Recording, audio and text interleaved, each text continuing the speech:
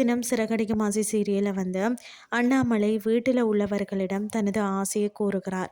அதாவது பரணி வந்திருந்த நேரத்தில் பிள்ளைகள் பேர பிள்ளைகள் என அனைவரும் ஒன்றாக இருப்பது தான் வாழ்க்கையை வந்து பூரணப்படுத்தும் என்று பேசியிருக்கிறார்.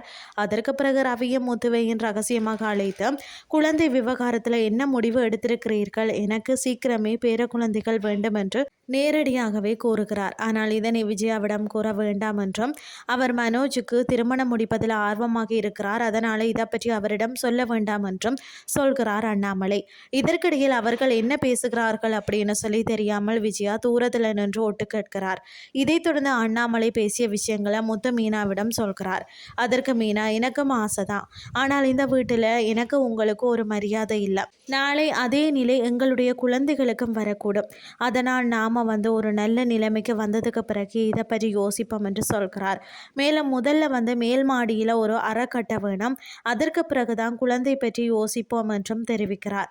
அதே போல ரவியும் ஸ்ருதியும் இந்த விஷயத்தை பற்றி பேசுகிறார்கள். அதற்கு ஸ்ருதி, நான் அப்போதே சொன்னதுதான், எப்போதும் குழந்தை பெற்றுக்கொள்ள மாட்டேன் என்று தனது முடிவை அதிரடியாக சொல்கிறார்.